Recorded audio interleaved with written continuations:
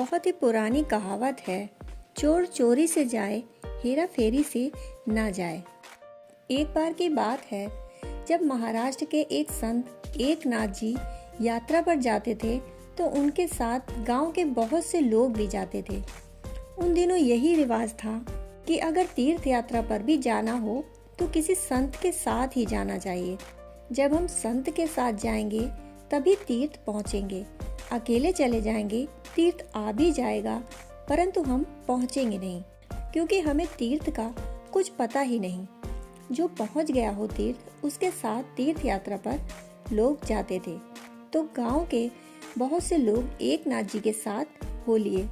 गांव का एक चोर भी था और जाहिर भी था कि चोर है। दुनिया में छोटे गांव थे तो सभी चीजें जाहिर थीं कि कौन चोर है, कौन जुआरी है, कौन शराबी है। छोटे गांव में बचे क्या और छिपे क्या। वह चोर भी एकनाथ जी के साथ जाना चाहता था। उसने कहा, मैं भी चलूंगा। एकनाथ ने कहा, भाई तेरी आदत पुरानी है, तू अपनी आदत से चूकेगा नहीं। मैं तुझे भली भांति जानता हूँ, क्योंकि मौका मिलेगा तो तू एकनाथ तक की चीजें चुरा लेगा। तू ना ही जा तो अच्छा, क्योंकि कई लोग जत्थे में होंगे और तू चीजें चुराएगा तो बड़ी परेशानी खड़ी होगी।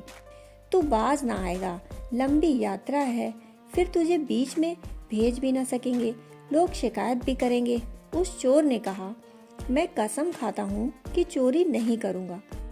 जिस दिन से यात्रा शुरू होगी उस दिन से लेकर जिस दिन तक यात्रा समाप्त होगी तब तक मैं चोरी नहीं करूँगा।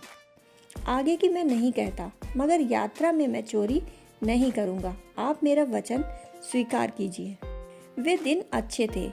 अब तो साहूकार के वचन का भी भरोसा नहीं कर सकते।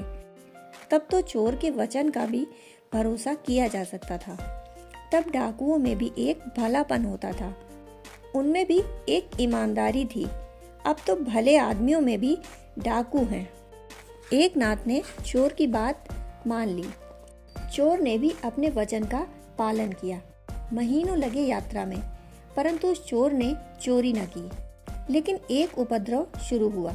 उपद्रव यह हुआ कि एक आदमी की बिस्तर की चीजें दूसरे आदमी के बिस्तर पर मिलती, किसी के संदूक की चीजें और किसी के संदूक में मिलती।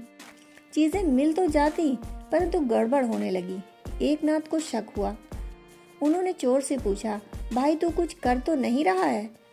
चोर ने कहा, देखिए मैंने आपसे कहा था कि मैं चोरी नहीं करूँगा, सो मैं नहीं कर रहा हूँ, परंतु अपना अभ्यास तो मुझे रखना ही पड़ेगा। रात मुझे नींद भी नहीं आती। मैं चुरा तो नहीं रहा हूँ, एक चीज़ भी मैंने नहीं चुराई, मगर इनके खीसे से निकाल कर उनके खीसे में रख देता हूँ तो मुझे राहत मिलती है।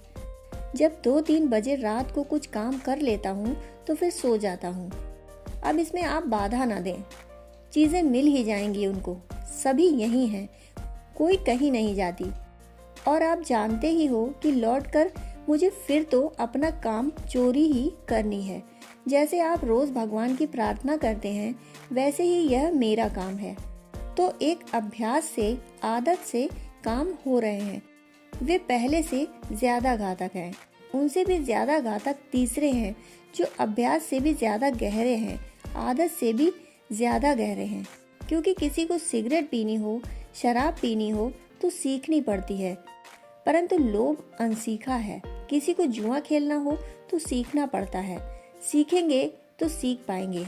जुआरियों का संग मिलेगा तो जुआ सीख जाएंगे। चोरों के साथ रहेंगे तो चोरी सीख लेंगे, परंतु लोभ, क्रोध, काम और मोह को सीखना नहीं पड़ता।